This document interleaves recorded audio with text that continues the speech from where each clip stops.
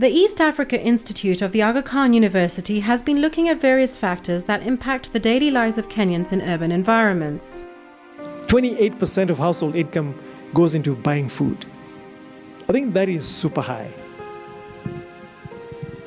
Even though just 3% of Nairobians say they don't have enough money to buy food, but I think this is really high. The wealthier classes spend less on food as a proportion of their income. But if you're in the low socioeconomic segments of the population, that's pretty high. So they actually spend more on food than on housing and education combined. Urbanization in African cities presents great opportunities for the continent, providing platforms for economic and social growth and transformation. Yet, at the same time, presenting various challenges to the population in these burgeoning environments. What I want to bring to the notice of Kenyans is really the value of food trees. We don't value our food trees enough. They are so high in vitamins, micronutrients, all kinds of foods, carbohydrates, some are high in proteins, and yet we haven't even characterized our species. There are, just on our continent, in Africa, we have 1,200 trees which can be referred to as food trees. What do we get in our markets? 3 or 4 fruits, and we're happy with those? Seriously?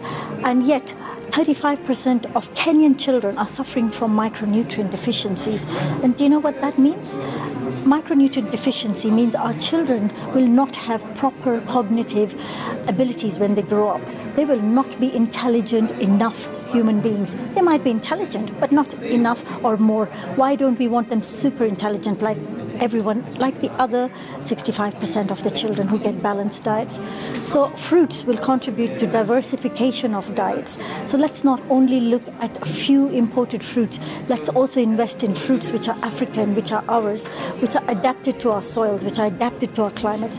Let's work on improving them and bringing them into food systems and into our agricultural systems. I think our post-harvest losses, particularly of fresh food, perishables, is about 40-50%. And for a producer like me, an agronomist, because basically that's what I am, when I look at input of producing a kilogram of anything, you get worried when you lose 50% of the product. So I think these are the issues we need to address. Not production primarily. Yes, I know Francis is producing. But when you think about his neighbors in that high-density area, can he feed his neighbors 3-4 households? Usually no. So we need to rethink. And I think it's a big thing, because I have seen most of Africa, West Africa. The first thing when I visit a country, I want to see a market. Seriously, I just have to see a market. And I want to see what they're producing and how they're handling. Because I think that's a huge challenge in sub-Saharan Africa. And I hope the CGs will address. I know there's a lot of money, I know there's a lot of interest, I've gone to meetings, but I think we have not actualized it properly. Maybe there's some blockage within the national policies and the implementers and the national institutions. But I think that's the area that I see would actually create a lot of jobs for the urban people. What is really emerging as an interesting opportunity is the fact of urbanization, is the fact of globalization, is the fact of growing prosperity across many African populations. But it is also the specter of climate change and the attendant land degradation, the complications in removing existing areas of food production from production. It is changing dietary preferences across populations. But one of the things that we haven't really thought about is how are we going to feed ourselves? What is the future of food? How is that going to change? This changing landscape brings with it greater increase on the supply and demand for food. When added to the tranche of issues such as changes in climate, reduction of substantial tracts of agricultural land for infrastructural development, and changes in dietary requirements, it is clear to see the stress placed on food producers in terms of provision and distribution. The movement of food within and to Kenya's capital city, Nairobi, is curious.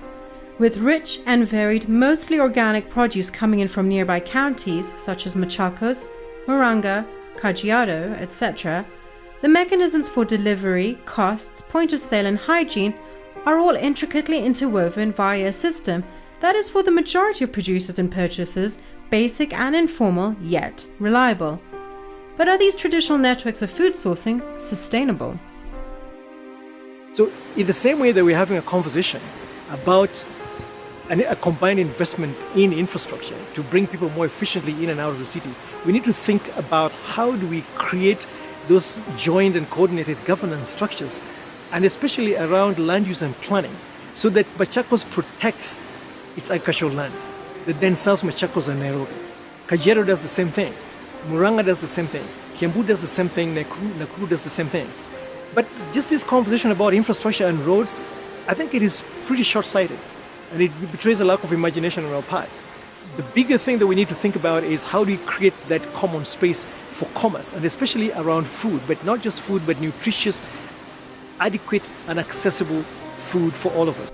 As we looked deeper into understanding the economy surrounding our food and what Nairobi consumes, what became apparent is that the infrastructure facilitating movement of food to the city and what a city can provide for itself vis-a-vis what is provided for by nearby counties was not only economically inefficient, but also inefficient in terms of human capital. Simply put, the ROI for food producers in Kenya is negligible. Because right now we are looking forward to getting those big supermarkets that are coming up. We are looking forward to the big hotels that are coming up every day. So some of those hotels would like to come to my farm, would like to come to my farm and see where I slaughter my rabbit. Probably that's a big challenge. If I can get the source, some money, where I can put, not the big one, but a small, modern, very simple, but modern, where I can slaughter my rabbit, I can slaughter my chicken, then I can go somewhere. Another challenge is how do you handle your rabbit from here to the supermarket or the hotels? How do you handle your vegetables? We have the vegetable. Now the government is on our back saying that we should not use the plastic bags. But they have not brought us an alternative. From the plastic bag, they have not brought us any alternative. They just said no more using the polyethylene paper. We want them to come out clear and tell us, yes, you don't have to use the polyethylene paper. That be the solution. They have not come up with that.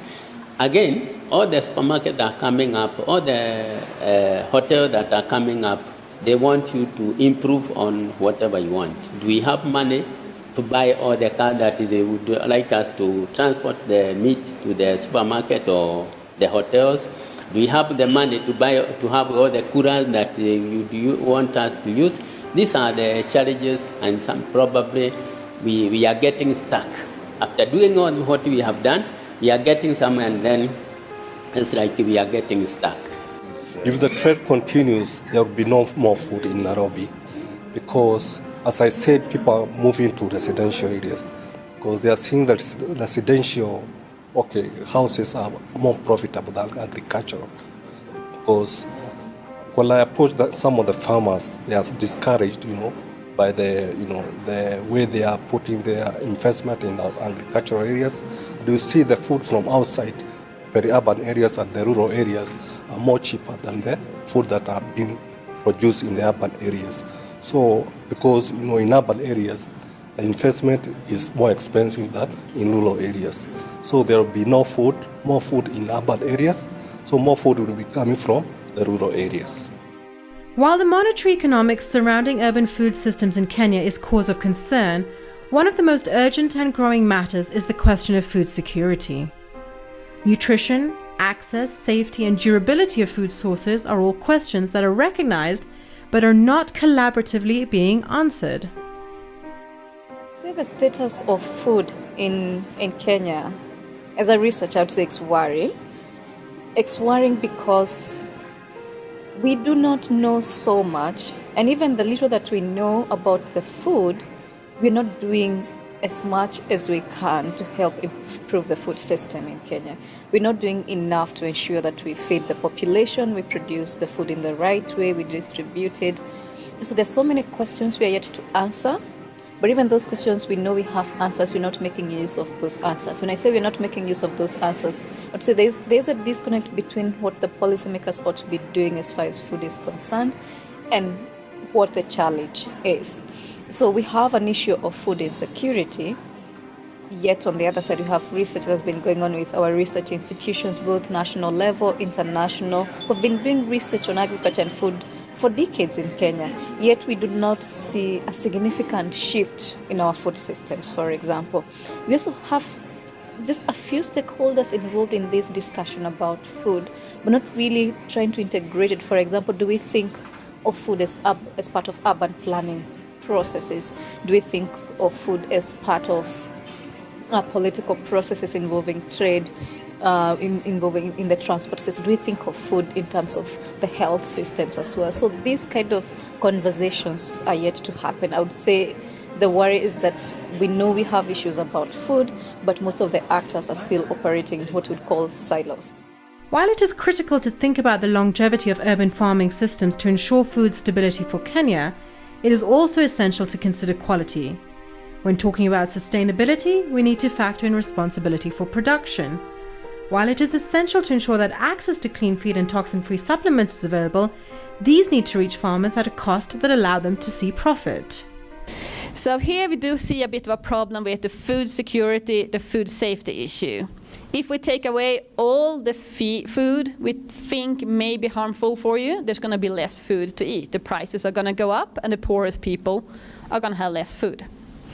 So we need to be aware of when we make an incentive or like make a campaign to do something, that the poorest people are not going to be the one ending up with the worst products. So basically, my take-home messages from this is going to be that the fungi producing aflatoxins are everywhere and we can't avoid it completely. We can't get rid of every mold in Kenya. And aflatoxins are one of many serious hazards transmitted by foods. So we still have to remember there's a lot of other bacteria in the urban milk, and there are a lot of other things coming, for example, through the contaminated water onto the plants. So it's not only aflatoxins we need to consider. Livestock is affected, and so are the animal-sourced foods. And we are hoping that the livestock feed sector plus the decontaminating binders can help suck the contaminated grains out of the human food chain. And we must remember there's a potential for regulation to cause harm if it poses too much cost or burden on the agricultural sector, and if it's concentrating the contaminated food in the informal market where it usually ends up among the poorest consumers. So we've looked at the economics surrounding food sustainability and security. But let's get down to the details. What does Kenya's urban food system look like? So many people have talked about a looming crisis in terms of food. But when you look at some of the data that we have, as I'll show, this is not real. And some of the pictures that Jerry Riley took when you're looking at the foodscapes of Nairobi, there's a lot of produce in the market. So if you talk about food showing up in the cities, all of that, even though it is not organized, it is through self-organized, self-regulated players, it somehow works. The question is it available to the people who actually need it? Does it show up in the right quality, in the right quantity? Is it affordable? And the World Health Organization recommends the consumption of 400 grams of fruits and vegetables a day. So if we were to take half of that and proportion it to fruit consumption, you can see that in the European Union they're exceeding the daily recommended amount. In West and Central Africa, it's 90 grams per person per day which is consumed. In Southern Africa, 70 grams per person. And in East Africa, it's only 40 grams per person per day of fruits consumed. So it's a really low quantity, and it's one of the lowest on the continent. So it is really a big problem. As populations in African cities grow rapidly, there is a stern need to develop mechanisms to feed citizens in a manner that is economically, nutritionally, and sustainably efficient. Looking forward to invest in our future, education and technology must be explored and experimented with for the development of efficient food systems in an urban environment. As we seek means to maximize our food potential, we are also ensuring a healthy, easy to access and safe produce space that allows for nutritious and environmentally sustainable growth. Hopefully, in the foreseeable future, inner city areas that are considered food deserts will be a thing of the past.